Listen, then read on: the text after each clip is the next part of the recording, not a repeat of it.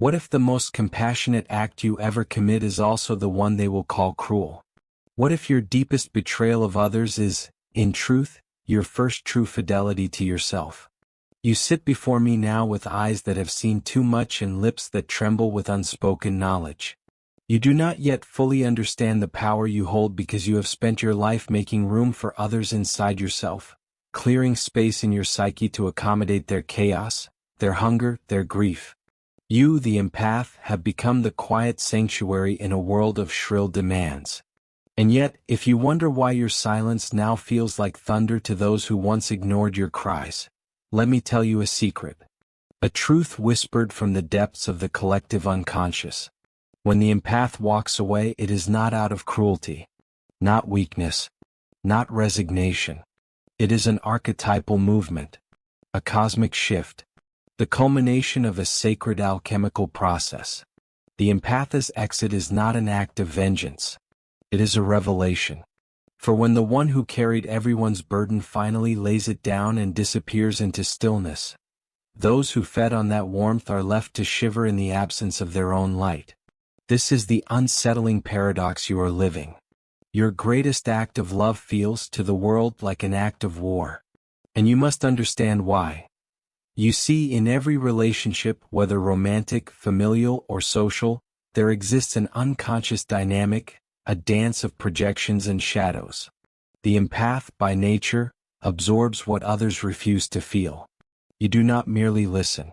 You become. You merge with the pain of the other and call it compassion. But I ask you, what is compassion without boundary? What is love if it consumes the one who gives it? The empath's gift is also their curse. The boundary between self and other is so thin, so translucent, that it becomes porous. The wounds of the world seep in. And for a time you believe this is your calling, to be the healer, the soother, the quiet anchor. But what you do not yet realize is that in this dynamic you are often not seen. You are useful. You are nourishing. But you are not known. And therein lies the tragedy. There is a moment, a sacred and terrifying moment, when the empath wakes up. It rarely comes with anger or rebellion. It is quiet. Like the realization that dawn has arrived while the stars are still dim in the sky. You begin to feel the dissonance, the aching distance between your inner self and the life you have built around accommodating others. You begin to hear a voice from deep within. It is not loud, but it is ancient. And it says simply, enough. This voice does not speak from the ego. It is the self, what I have called the totality of the psyche, the union of conscious and unconscious, of light and shadow. When the self begins to stir, when the soul becomes weary of fragmentation, you can no longer betray your inner truth to sustain external harmony. You must withdraw. Not out of punishment but out of necessity. The soul requires integration.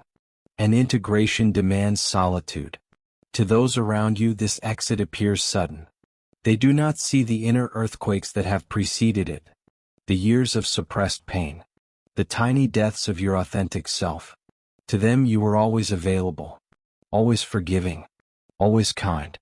Your absence feels violent because it disrupts the illusion. It exposes the imbalance.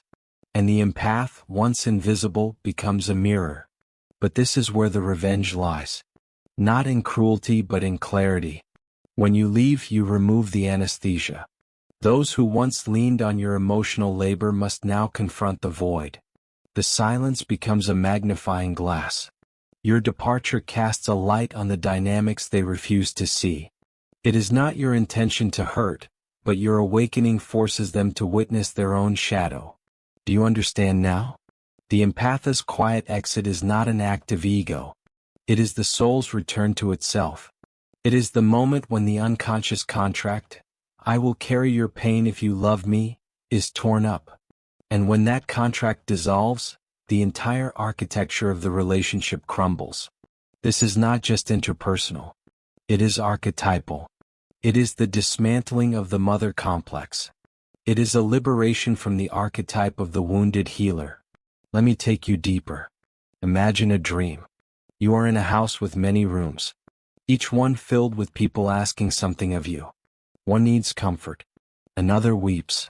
Another rages. And you, with open arms, move from room to room, absorbing, soothing, fixing. But one day you notice a door you had never seen before. It is small, almost hidden. And behind it is a staircase leading downward. You follow it. You descend into the basement where no one waits for you. Where no one calls your name. It is cold. It is silent. And for the first time you hear your own breathing. You see a mirror on the wall.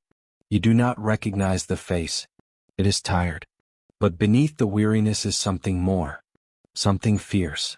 Something eternal. You lean in and the image whispers, "Come back to me." That is the moment of individuation. The sacred turning inward.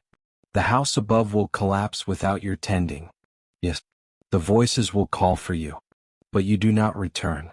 You close the basement door and begin the real work, the integration of your true self. This descent is not a fall. It is a pilgrimage. The empath's exit is a descent into the self. And the world, accustomed to your selflessness, mistakes your sacred journey for betrayal. Now let us speak of shadow. Every person you saved projected their wounds onto you. Every soul you soothed used you as a vessel for what they could not bear to carry. But you also played a role. You accepted the projection. You took it as a form of meaning. In their pain you found your purpose. But this was not love. It was a contract born of the wounded child within you, who long ago learned that to be loved, one must be useful. To leave is to reclaim your soul from this ancient lie. And when you do, the archetypes begin to shift. The healer must become the healed. The giver must receive. The mirror must reflect inward. This reversal causes disruption in the psyche of those who once depended on you. They are forced to meet parts of themselves they had disowned. And some will hate you for it. They will call your exit betrayal. They will rewrite the story so that you become the villain. Let them. Do not argue. Do not explain. Silence is the language of transformation. When you walk away without a scene, without a scream, without a final plea, you break the spell. You refuse to perform the role. You become something terrifying to those still asleep. Someone who no longer needs to be needed. And this, my dear empath, is your liberation. But beware. The loneliness that follows is real. You are not merely leaving others. You are leaving a version of yourself. The one who believed that love must be earned. The one who mistook sacrifice for connection. That self will grieve. Let it. Do not rush to fill the emptiness. For in that void, something sacred grows. You begin to dream differently. The symbols change. No longer are you chased or devoured. You begin to fly. You meet animals who speak. You walk through forests untouched by human sorrow. These dreams are not fantasy. They are messages from the unconscious. They signal that the psyche is healing. That your soul, long silenced, is singing again. And in waking life you will notice strange shifts. The people who once drained you no longer find you. You become invisible to those who fed on your light. You attract silence, solitude, synchronicity. And perhaps for the first time you begin to feel peace. Not the peace of pleasing others, but the peace of knowing yourself. This, then, is the brutal revenge of the empath. Not rage. Not confrontation. Not punishment. But absence. A holy absence that forces others to confront themselves. A withdrawal so complete that it becomes a mirror. And in that mirror they see their hunger. They see the imbalance. They see the truth. But more importantly, you see yourself. And that, dear soul, is the beginning of everything. As you sit with this new silence, this white, echoing spaciousness, you may feel like a child who has wandered too far from the village fire. You have spent your life tending that fire, keeping it burning for others, feeding it with your spirit. But now you are in the dark woods alone. And the stars are the only witnesses. Do not mistake this solitude for abandonment. It is the sacred wilderness of the soul. You must understand.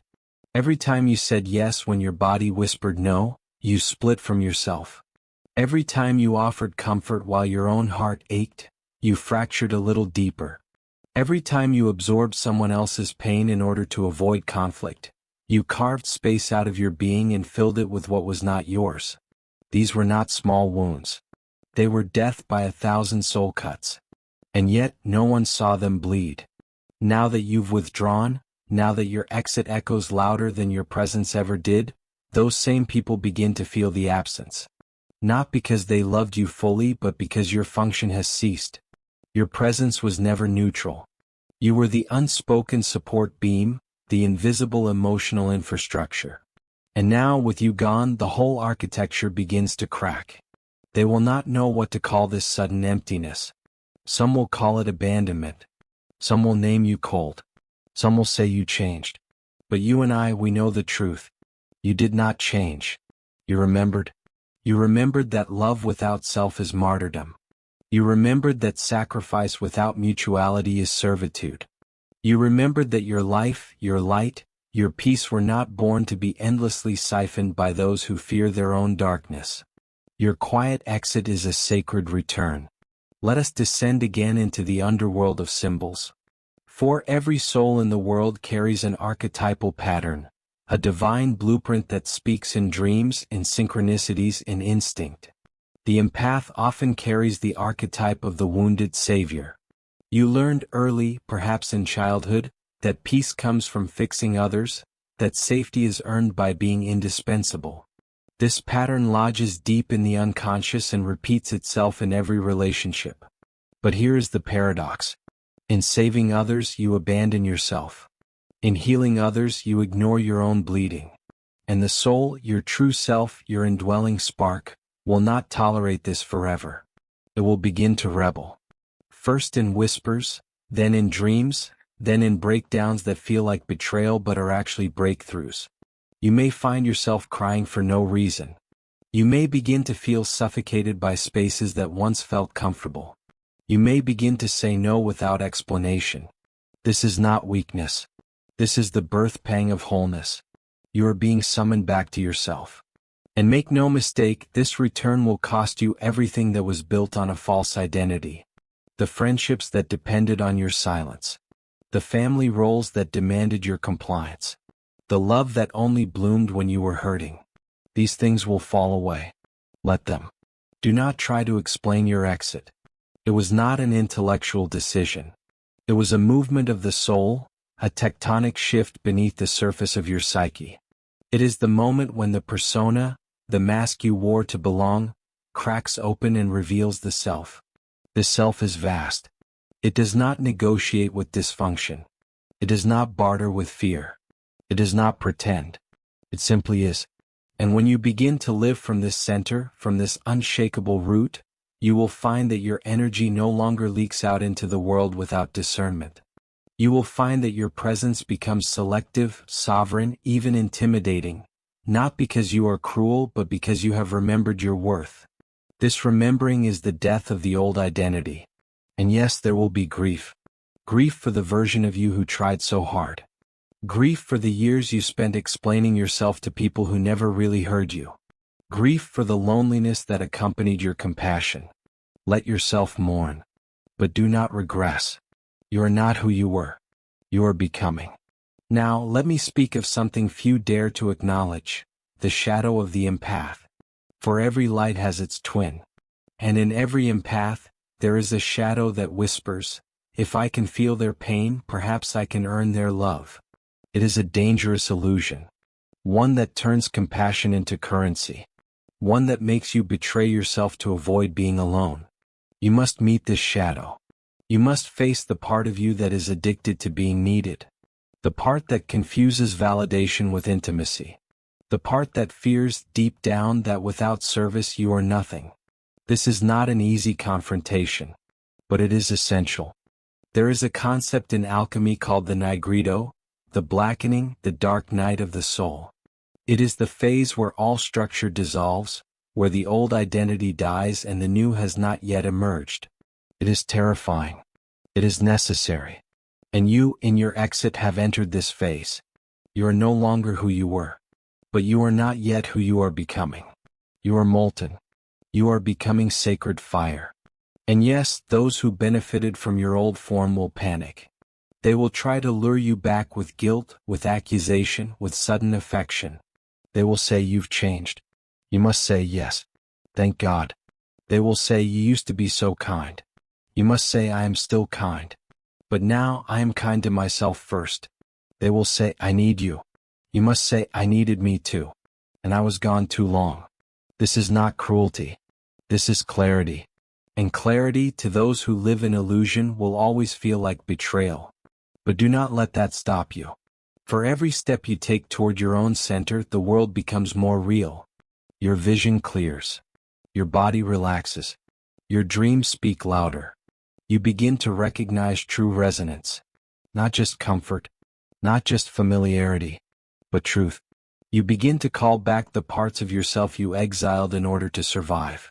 The wildness, the rage, the joy, the intuition. You are no longer a container for everyone else's story. You are the author of your own. And you begin to write it, not with words but with choices. With silence. With boundaries. With presence. You no longer plead to be seen. You simply are. And those who can meet you in that authenticity, those who do not require your betrayal in order to love you, will begin to appear. But first, the silence. First, the stillness.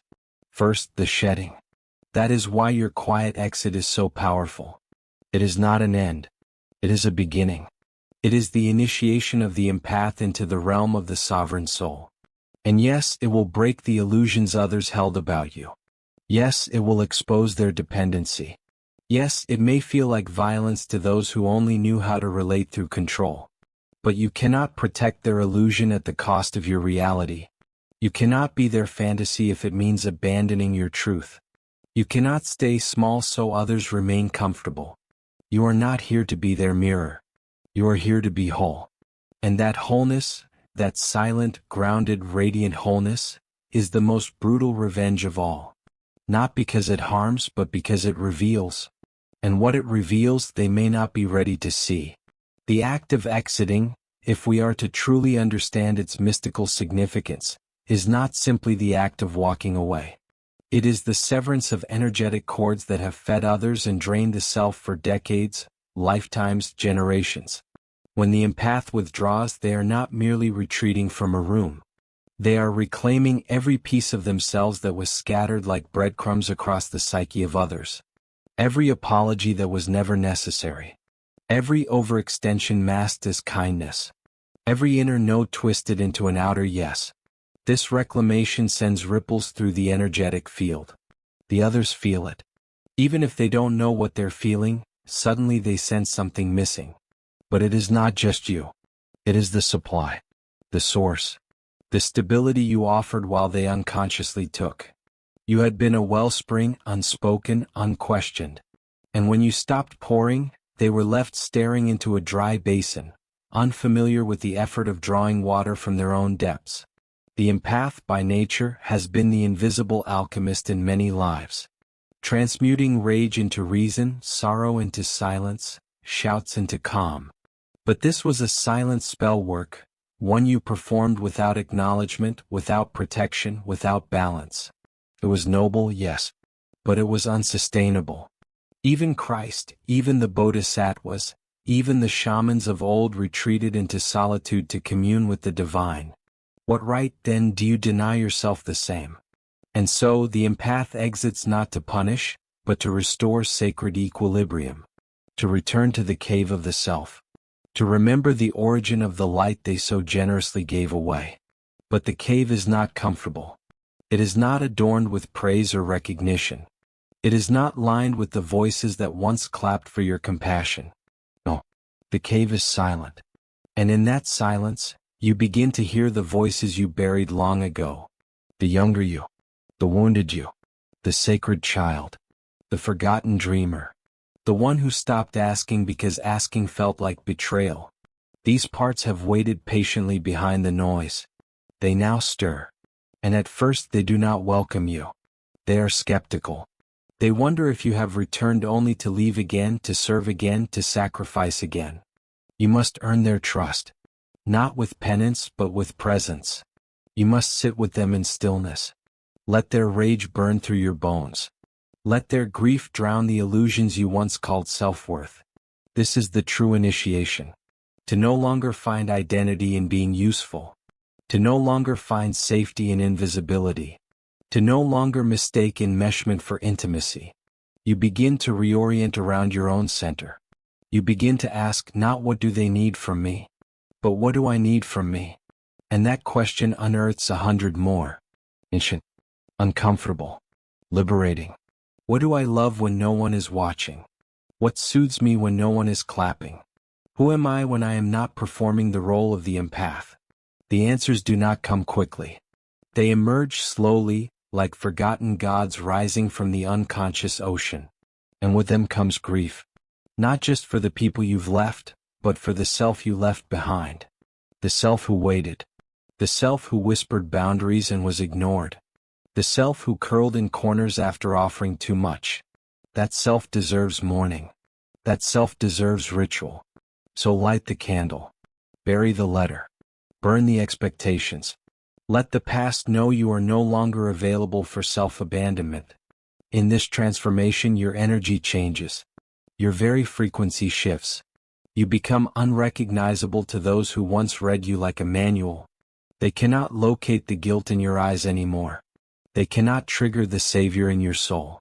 And they begin to panic, not out of malice but out of dependence. They had never learned to walk without leaning on you. And now they must. Let them. You are not their crutch. You are not their counselor. You are not their God. You are your own. The ego of course will tempt you. It will whisper, see how they suffer without you. Go back. Save them. But this is not love. This is control in the clothing of care. And you must resist the seduction of being needed. Not because it is wrong to help, but because you must first learn to help without losing yourself. That is the difference between love and servitude. Love says, I am with you and I am still myself. Servitude says, I disappear so you can be okay. And your soul has chosen the path of love. This is the slow unveiling of power. True power. Not domination. Not manipulation. But sovereignty. The power to be whole in the presence of others. The power to feel their feelings without absorbing them. The power to say yes when it is true and no when it is kind. That is the empath's final form. Not the healer addicted to healing, but the mystic who walks in wholeness. But before you rise, you must go through the fire. Not the fire of others' expectations, but your own. You must watch as the false self, the agreeable one, the overly accommodating one, the peacekeeper, burns. You must not flinch. You must stand in the flames and whisper, I bless the ashes. And in those ashes you will find gold. This alchemy is not metaphor alone. It is psychic reality. The calcination, the dissolution, the coagulation of soul. And your journey from empathic martyr to embodied self is the very blueprint of that alchemy. You are dissolving the false metal of people-pleasing into the pure gold of soul. This gold is not loud. It does not beg to be seen. It simply shines. And it repels what once drained you. Takers sense the shift. They do not understand it, but they feel it. They no longer reach for you with the same ease. Your boundaries, once invisible, are now energetic walls. Your silence, once mistaken for passivity, now speaks of power. And some will lash out, accusing you of hardness. But you are not hard. You are clear. And clarity is not cruelty. It is just rare. And because it is rare, it feels brutal to those who confuse access with entitlement. This again is why the empaths exit wounds so deeply. Not because you wounded anyone, but because your wholeness exposes their fractures. Your refusal to play the role forces them to meet themselves. And that meeting, for some, will be unbearable. You cannot prevent it. You must not. For just as you had to face your shadows to become free, so must they. You cannot carry them across the threshold. You can only walk it first, torch in hand, and trust that your light will inspire, not rescue, them. And perhaps one day they will do the same for someone else. But that is not your responsibility. Your responsibility is you. And in choosing yourself, you offer the world the highest gift. Not your compliance. Not your sacrifice. But your example.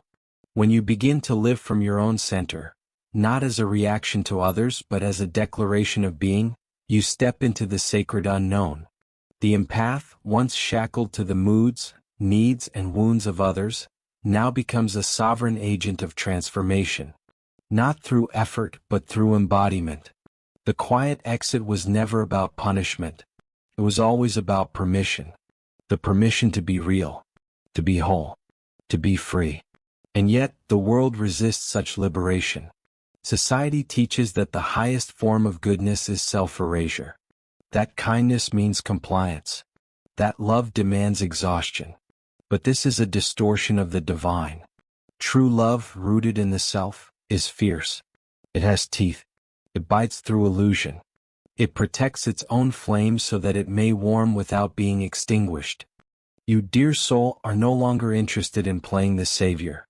You have seen where that path leads, to burnout, to resentment, to invisibility. You now choose the path of the sacred witness.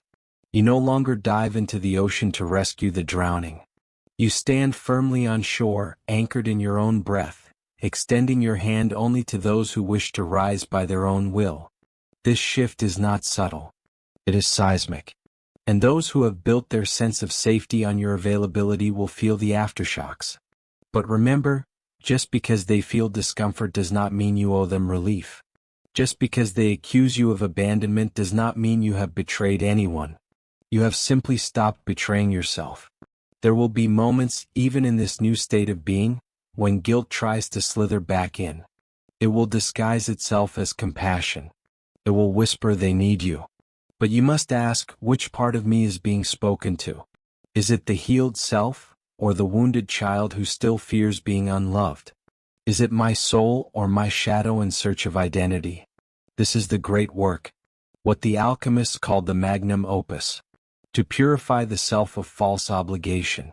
To extract gold from sorrow. To claim the divine inheritance of your own life. And make no mistake, this inheritance is radical. It dares to say, my energy is sacred. My time is finite. My soul is not on the altar of anyone's comfort. This kind of empowerment will unsettle the collective unconscious. The culture of self-denial will label it selfish. But this is because most do not know what it means to be whole. They confuse martyrdom with virtue. They do not see that when you give from depletion, you are offering others your wound, not your wisdom. So let the wound close. Let the silence grow fertile. Let the absence speak louder than your presence ever did. It is here, in this vast interior field, that a new archetype awakens, the sovereign empath. No longer defined by the needs of others, but by the truth within. This empath still feels deeply but now filters what is theirs to carry. This empath loves fully but now chooses where that love flows. This empath no longer waits to be invited to the table. They build their own. And from this wholeness, revenge transforms into revelation. No longer interested in proving your worth, you simply embody it. No longer driven by the need to be chosen, you choose yourself. No longer haunted by the fear of being too much or not enough, you become what you are, without apology. And the world shifts, not all at once, not loudly, but in the quiet, tectonic way that empires crumble and forests reclaim cities. You will feel it in your spine, a new alignment. You will feel it in your breath, a deeper rhythm. You will feel it in your relationships, a different clarity. Those who once needed you broken will disappear. Those who only loved you silent will drift. But in their place something else will arrive. People who see you, who honor you, who do not need you to shrink to feel secure, who do not need you to ache in order to be close. These people will feel unfamiliar at first. You may even resist them. For so long, love was synonymous with effort, with work, with struggle. Now it feels like ease. And the nervous system, unaccustomed to safety, will want to run. But stay. Breathe. Let the body learn the language of peace. This is your reward. Not revenge but resonance. Not dominance but dignity. Not applause but alignment. And yes, there will be days when you miss the chaos. Not because it was healthy but because it was familiar. The nervous system often mistakes suffering for home. But now you have built a new home. One with boundaries as walls and truth as foundation. One where the mirror reflects not the pain of others but the soul of the self.